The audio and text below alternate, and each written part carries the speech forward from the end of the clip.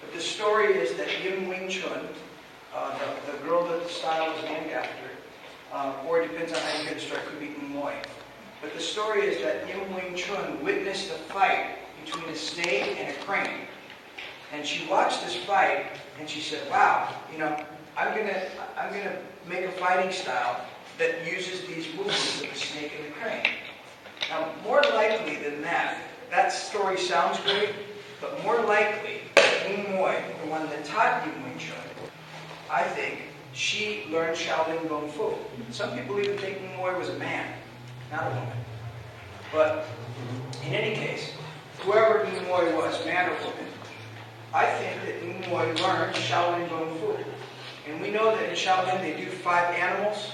They do animal style. And of all the styles of the animals, if you think about the animals, like a tiger or a dragon, well, the snake and the crane are the 2 animals that aren't very strong, aren't very heavy. I shouldn't say the snake is not strong, but it's not strong in the way like a lion or a tiger, or if we imagine what a dragon or a dinosaur would be like.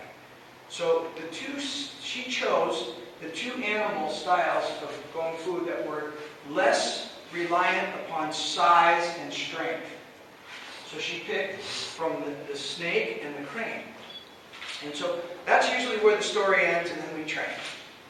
But what I want you guys to do today is I want you to really, really think about what snakes and cranes do and why we would want to emulate them when we fight.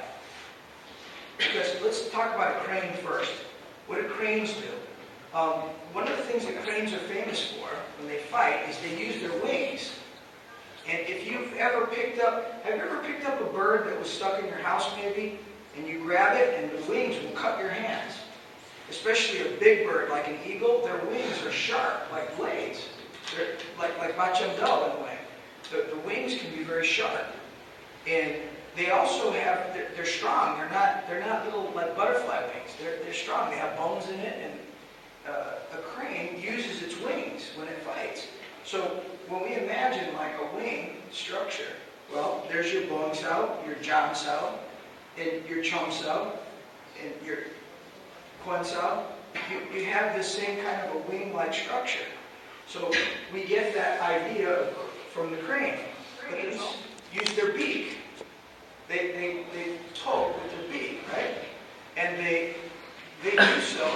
Well, what do? We headbutt. We don't have a beak. So Alvaro has a beak, but the rest of them. So we headbutt. Like a crane uses the beak, we use the headbutt. And so, where does that idea come from? It comes from the crane. What else do cranes do? Cranes simultaneously defend and attack. A crane will put its wings and it will, while it's blocking. That's not me saying it. Watch a film of a crane fighting, you'll see. And you go on YouTube and you can see it.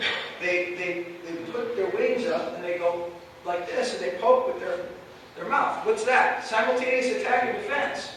So what does a Wing Chun person do? He takes his wing and he simultaneously attacks and defends. That comes from crane. That's where it was inspired. To us, it's every day. But 400 years ago, when Wing Chun was invented, they didn't do simultaneous attack and defense. Martial arts used to be. It wasn't at the same time. So that idea of simultaneous attack and defense comes from the crane. That's what cranes do. What else do cranes do? They stand on one leg, right? You know what they do with the other leg?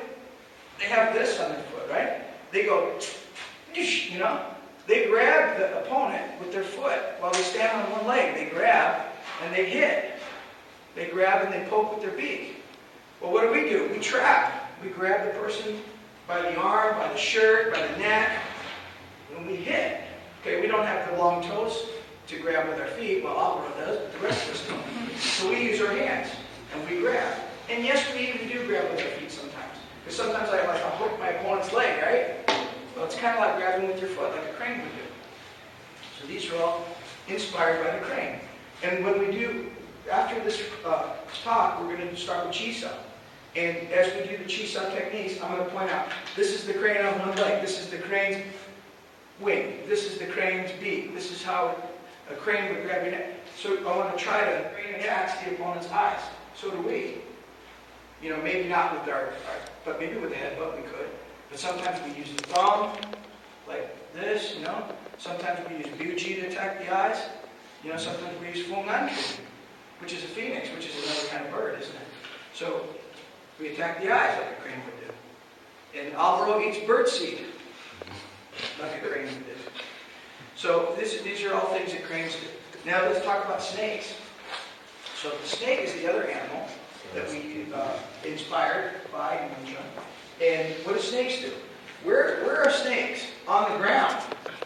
A snake is on the ground. All the time it's on its stomach or maybe on its back. But a snake is on the ground. So what does that tell us? Maybe we should know how to fight on the ground.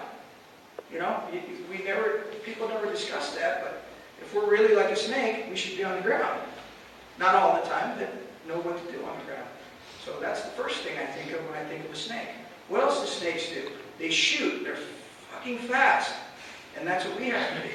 When we hit and stuff, we be fast. The last thing we do, when I say fast, right? You got right? Speed. That's a characteristic of a snake. They're fast as shit. You can't even see them. You know, you watch National Geographic and they show a snake like, and the other one's just like, they're fast. And that's where you want to be in Wing Chun, fast. You know, so snakes are fast and they can shoot at the opponent. What else do snakes do? Snakes bite. Yeah? And like I said before, we'll bite too in Wing Chun. If we get in the right situation or the wrong one, you bite. What else do snakes do? They spit. We do too. In a certain situation, in knife fighting, I've told you guys in the knife fighting seminars, sometimes you get in a position where you block the knife and in the guy's face. That might give you enough time to get away or break his arm or trap the knife. Snakes spit, so do we. And in certain ground fighting situations, you might get a person in a lockup and you right in their face. Don't care about it if it's dirty. It's too bad for him. If he's trying to kill you, do like a snake and spit. Snakes spit. What else do snakes do? Snakes get around your neck and they choke you. Or they squeeze the shit out of you. Right? There's snakes in Africa that will wrap around you and they'll just boa constrictor. They'll squeeze you to death. So what do we train you? Head and arm, regular choke, super choke, head chancery. All these chokes that we do in Wing Chun, rear naked choke they call it. Snakes choke. Yeah. So what else do snakes do? Snakes hypnotize their opponent and they scare the shit out of the other guy. Ever seen a snake in your garden? You go, oh shit! Right? You get scared of a snake. Snakes scare you. Well, the Wing Chun, one of the aspects of Wing Chun, which is, I guess you could say it's advanced, and you might think it's bullshit, but we call it emotion trapping. You know, there's trapping in Wing Chun, but there's a type of trapping that's emotion trapping. It means like momentarily frightening the opponent so that he doesn't know what the hell you're going to do for 1 second. And it might give you enough time to escape or to hit him or something else like that. So there's emotion trapping.